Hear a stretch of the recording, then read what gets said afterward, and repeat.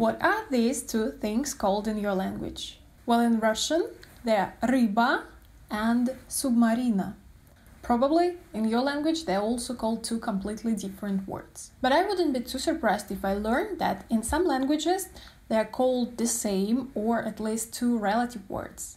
Take a good look at them, their shape, how they move, how they look, and they both live in water.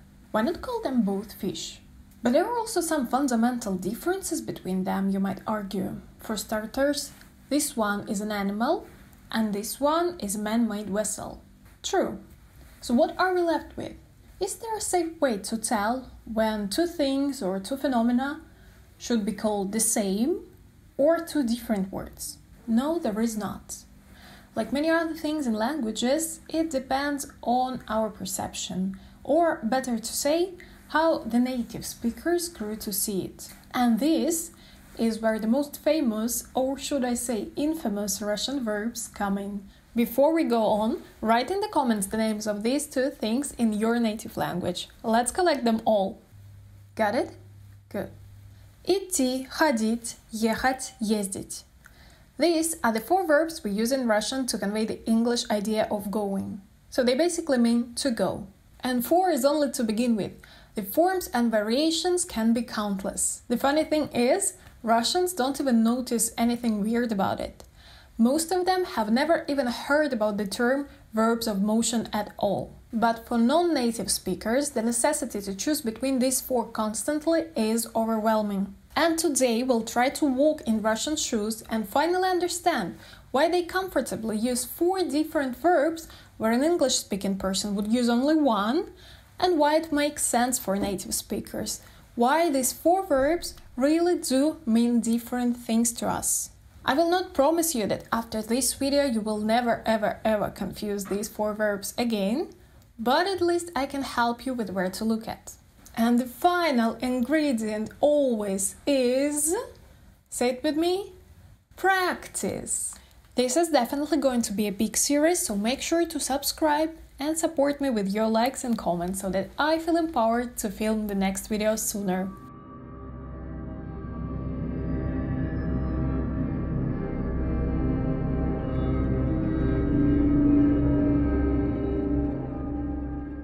Let's take a good look at what I call the semiotic square of the verbs of motion. Yes, these four verbs are logically united both horizontally and vertically. These two have to do something with walking by foot, and these two with going in a vehicle. These two with one-way going, and these two with going there and back, or with going somewhere regularly. Easy, right? So if I'm going to school and I'm going there by foot, я иду в школу. If I'm going to school in a car, I will say я еду в школу. Я еду в школу. But if I want to tell you that I go to school in general, I will say я хожу в школу. Я хожу в школу or я езжу в школу. Today we'll divide the square vertically and talk about one-way going or directional going and multidirectional or regular going.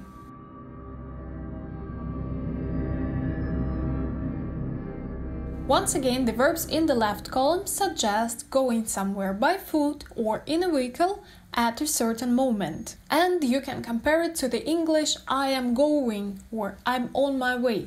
Well, I am going as in present continuous. While those in the right column suggest going somewhere and returning, or going back and forth, or walking or riding without any purpose, aimlessly, or what we use the most often, going somewhere regularly. At this point, your instinct might be to question this division and say something like, but it's just one word in English, why not use the same word? I think we can all agree that questioning it will not change anything. So here's the first thing you want to do. First, you want to stop questioning, and second, you want to start believing. Try to believe that this difference is what really should be there. Make it a part of your world. Remember the aliens from Arrival. This is one of my favorite movies for so many reasons, but the point I want to make here is that the whole movie is basically about taking the perspective of the other.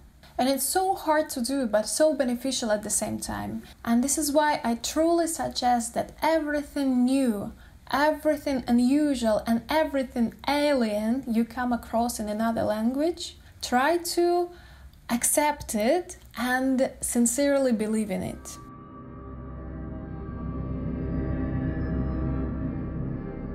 And now here is my trick. When I think about the verbs of motion, I have these two vivid pictures in my head. Imagine that you are a river. A river is always determined. It's always headed towards the sea. Always.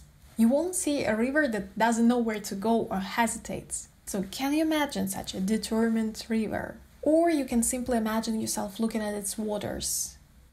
What do you see?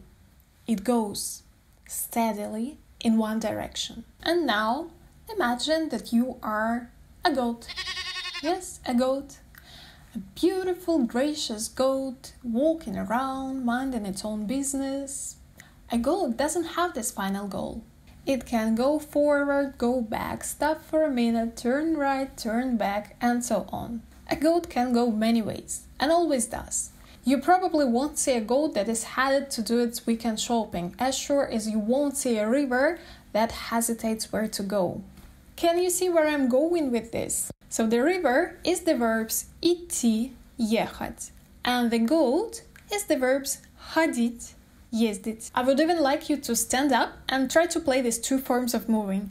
Feel them, experience them. You can also practice it along with saying out loud what you are doing. Я хожу по комнате. Am I a river? No, I'm rather a goat who's walking around. Я хожу по комнате. Я иду в магазин. And now I'm a river that is headed straight to the shop. Watch out for floods. And the same with ехать. Я еду в магазин. So every time you come across or need to use a verb of motion, I would like you to analyze them from this perspective. Am I a river or am I a goat at the moment? So let's do some practice.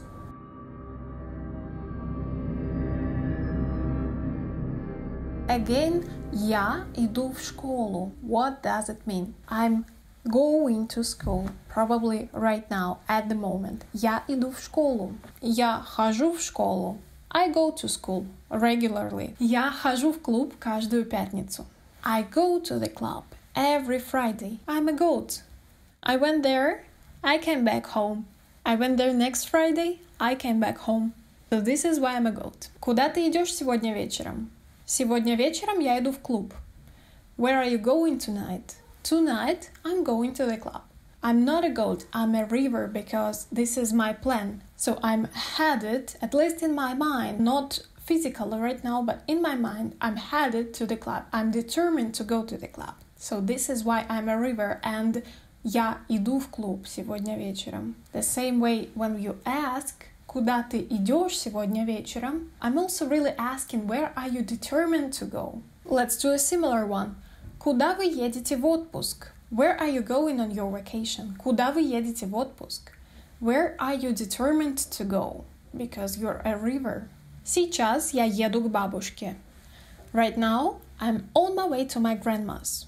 I'm a river, I'm going straight to my grandma's. Когда я езжу к бабушке, я всегда слушаю музыку. Every time I go visit my grandma, I always listen to the music. Every time, this is our indicator for ходить ездить. And now I'm a goat because I went to my grandma once and I listened to the music. I went to my grandma twice and I listened to the music. And this is my habit. This is something I do regularly. So this is why from this perspective, I'm a goat. I went there many times. If our doctor says to us, вам нужно больше ходить, you should walk more often, you would say in English, yeah. Вам нужно больше ходить. What does the doctor really want to say? That we should be like goats, just walking, because this is really good for your health. Again, an example that I already used. Я хожу по комнате. Я хожу по комнате. I'm walking around my room. I have no purpose. I'm like a goat. I'm just walking around. Maybe I'm nervous or something. So I'm walking around my room. And the last one, let's make it similar. Когда мне грустно, я езжу по городу и слушаю музыку. When I'm feeling sad, I ride around the city and listen to the music. Again, this is a habit that I have. This is something I'm doing not at the moment, but sometimes. So again, I'm a goat that has this habit of doing this. So, я езжу по городу. I've decided to not talk about the past and future tenses in this video so that you could process the information better. The next video is going live next week or in 2 weeks, so make sure you're subscribed. Tell me in the comments if this river goat metaphor worked for you. Did it help to understand the essence of motion, or should I try and explain it in a different way? I also started my Patreon and Buy Me a Coffee pages where you can support me financially and emotionally. My filming conditions at the moment are extremely poor, so all monetary donations will go on improving those. But all the joy of having you in my community will fuel me during the making of the next video. Don't miss a unique opportunity to become my first patron. So until next time, and make sure you watched my other video where I share my opinion on how you should approach learning such a difficult language as Russian.